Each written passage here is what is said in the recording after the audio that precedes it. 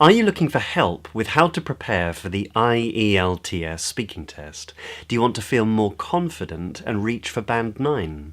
Even if you just want to improve your English pronunciation, in this video, these are exactly the things I'm going to help you to do.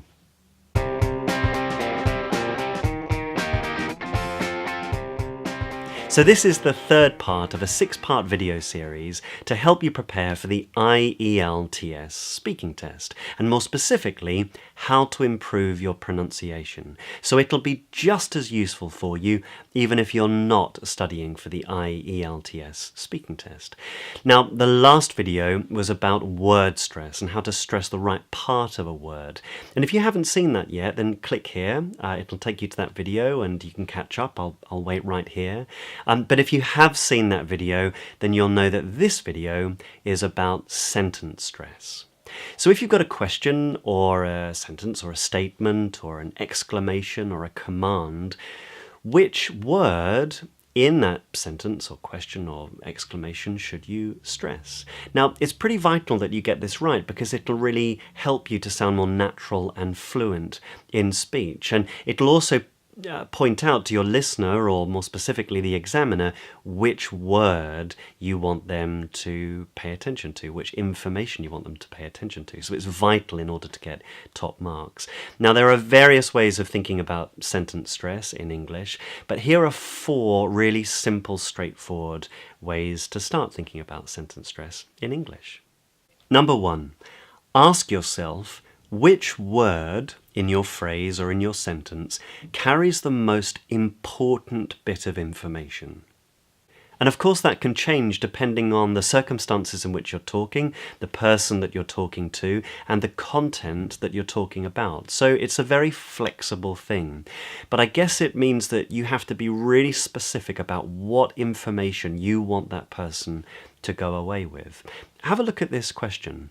Listen to the way in which the meaning of this question changes when I stress a different word in that question. Did you know that she crashed the car? Questions whether the other person knew about the event at all. Did you know that she crashed the car? Questions in a sort of accusatory way as to whether the other person knew. Did you know that she crashed the car? Questions whether the other person knew for certain. Did you know that she crashed the car? Questions whether the other person is sure of who is responsible. Did you know that she crashed the car? Questions whether the other person knew the state of the car. Did you know that she crashed the car? Questions whether the listener knows that it's the best one. Did you know that she crashed the car? Questions whether the other person knew that it was the car that she'd crashed as opposed to something else.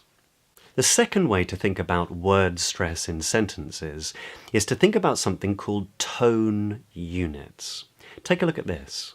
You can see how the sentence is broken up into units with forward slashes. It's broken up into these little tone units, or what I tend to refer to as phrases. And the main stressed word in each of those tone units, or those phrases, is often called the tonic syllable.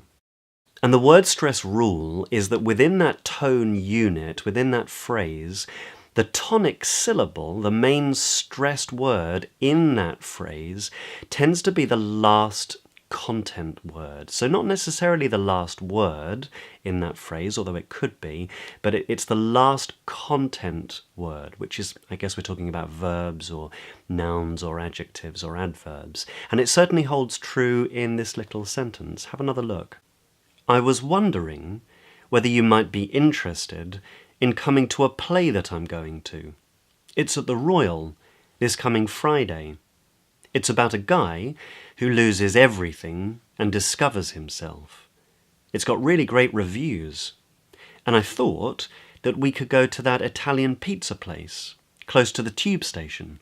Their dough balls are amazing. So you can hear how it's the last content word within that tone unit or that phrase that gets the stress in the sentence. So that might be the second way of thinking about sentence stress in English. The third way is to stress the new information within a conversation. Have a look at this. Have you read the new Dot Hutchison book? No, but have you read the new Matthew Norman book? So the new piece of information in that example was the new author. So it's the author's name that gets the stress in the sentence because it's the new information. And the same thing goes for contrasting information within a conversation. That's pattern 4. So have a look at this. I haven't seen the new car, but I've heard about it. Do you prefer roses or lilies? So, if you want to keep learning about how to prepare for the IELTS speaking test, then click here and it'll take you to the next video. But if you'd like to learn a bit more about sentence stress, then why don't you click here and download a free resource that I've created that tells you everything you need to know about sentence stress in the context of preparing for the IELTS speaking test. It's got loads of practice material, free audio, plus a secret bonus. Just before you do that though, if you enjoyed this video, then click like so that you can find it easily again. And consider subscribing to this channel because I post weekly videos here at 8:30 p.m. GMT local London time every Tuesday. So I hope to see you here next week.